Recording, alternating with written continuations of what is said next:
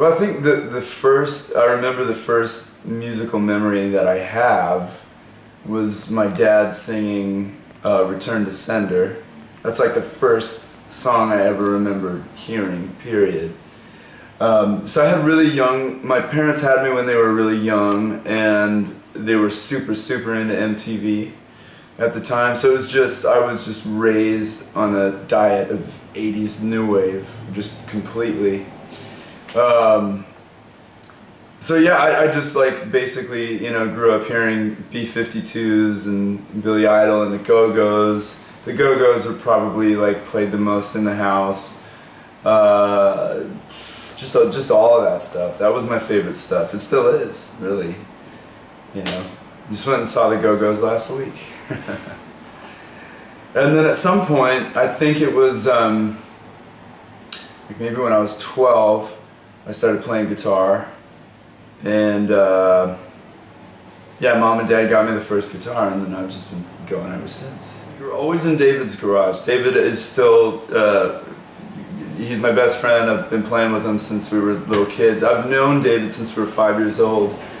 So we had our first bands together, and just various, they're just cover bands. We got suspended from school for, what did we do? We were doing a talent show and we played Fight for Your Right to Party. And we were little kids and I wore underwear on my head because at the time I thought that would be like the most, that'd be the craziest thing I can do. I'm just gonna run out. I think we were in like, 7th grade or something. And I came out with underwear on my head and we played Fight for Your Right to Party, and they stopped it. Like as soon as we were done, we're in the principal's office, in Granada Hills. Anyways, yeah, so we had all of our first bands together, and just fun cover stuff. When it got serious, I was playing with this band, The Skulls. I was about 17, and I got in this band, The Skulls. The Skulls are like, one of the first LA punk bands, 1977, The Mask, that whole thing. So they got back together and asked me to play guitar, and we went as soon as I just my weekends in high school were playing with The Skulls. We did Warped Tours and went to Europe a few times and things like that. That's when it got serious. That's when it really kicked in, and then started Prima Donna. So we started rehearsing again in David's garage. But it was like, it was a summer in, what was it, 2003, I think. And I'd written all these rock and roll songs, and I knew that David was the drummer. Like I had it in my head, I'm like, David's the drummer, and I want to have piano and saxophone, and that guy is Aaron, who's still our secret weapon. But yeah, that was it. I had written a bunch of rock and roll songs and just kind of like all over the place. Most of it at the time was like glitter rock and, like Bowie, New York Dolls, T-Rex influenced.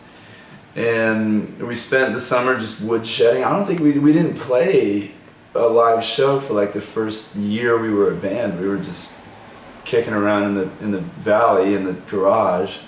And then when we finally had enough stuff, we stepped out and started to play. And then we put out our first record like years later, but little Steven took a liking to it right away.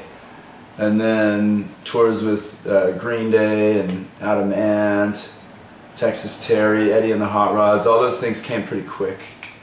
And we've just been going, and now we're in New Jersey, and things are really great. And then along the way, I've just sort of played guitar with a lot of people. I've done 2 bands with Billy Joe, Foxborough Hot Tubs, and The Long Shot. I played guitar for Nicky Corvette a few times, which was always really fun, and yeah, and a few other things. Been just just doing the thing.